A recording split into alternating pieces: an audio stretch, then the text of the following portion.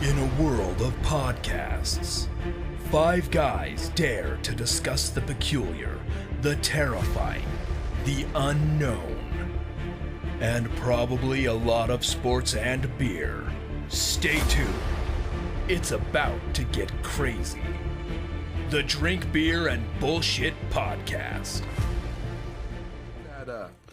So spoiler warning, right here, spoiler alert, right? So if you haven't seen it, and we get to this point, maybe you could fast forward a little bit, but spoiler warning. So that gun, right, that has the inscription from 1715, that was at the end of Predator 2, right? That's the callback to Predator 2 that the older Predator gives to Danny Glover's character. I don't remember what his name was. Yeah. Right? So that gun shows up again, right?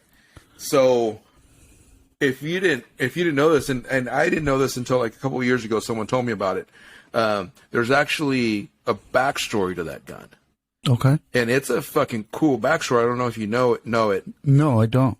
All right, so we'll go into a little story time right here.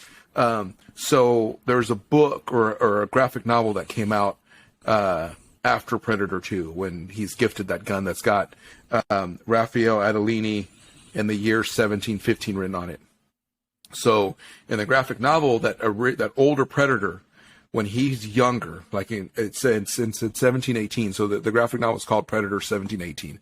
So he comes back 3 years after that inscription, and he's on shore, like by a coastline, and he sees this pirate ship. Or he sees a ship. It's got a pirate flag on it, right? So it's a pirate ship, and he's using his camouflage technology, looking down on the hill at the ship, and there's like a rowboat coming from the ship towards land, and he sees people on it.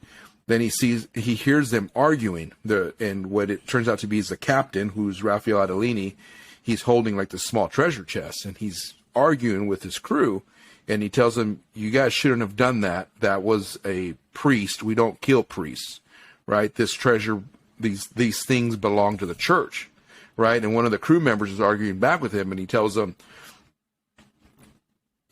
treasure's treasure. That's our treasure now. That's our code, not whatever code you're talking about. Right. And he's like, "No, you broke the code. We don't do with that, right? This belongs to the church, and it's going back to the church." And he's clutching it when they're on shore, and all these people this guy's arguing with him, and he tells them, he's like, "Hey, this is going to go back to the church, or I'm no longer your captain." And then they all like draw down on him, the ones that have guns, and others have get the oars and different shit that they have in their hands, and they're like, "Well, I guess you're not your captain." And he's like, "Well, this is a mutiny." And then at that point, he draws his gun, and one of the guys is about to hit him with a shovel, and he shoots him. At the same time, he kicks the other dude, knocking him down, pulls his sword out, stabs another one. Like, he's like a total badass, right? But he's overmatched. There's too many people, so he knows that he needs to run. So he runs into the jungle as he's escaping them, and these guys are like starting to hunt him down. The Predator's seen all this, right? So there's another confrontation where he comes across the pirates and the captain. He again, pretty much kills these guys pretty quick. But I mean, he's overmatched. He's not overmatched. He's being overrun. But the Predator notices that guy is he's a badass, and that is a worthy opponent. So the Predator, and that's what the Predators do, right? They try to go over get after the biggest, baddest dudes. Yeah. So the Predator's like, that's who I want, and he starts tracking the captain, and then the Predator, when the captain kind of reaches this peak of this mountain, the Predator shows up there, right? And then, never seen anything like that. He doesn't know if it's a demon or an angel or whatever it is, right? And then he's like, "I don't know what you want, demon, but if you're here for me, it's going to be a long day," or something like that, right?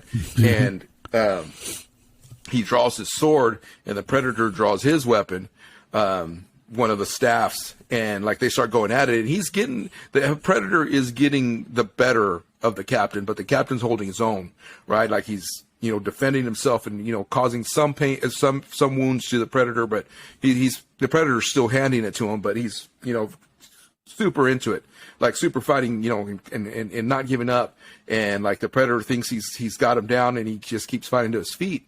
And by this point, the rest of the pirates kind of catch up and see the predator, they're calling it a demon, fighting with the captain, and they see the treasure chest like kind of like thrown off to the side. So they're like, fuck it, there's our treasure, let's just go get it while the captain's distracted. So they still greed overtakes them.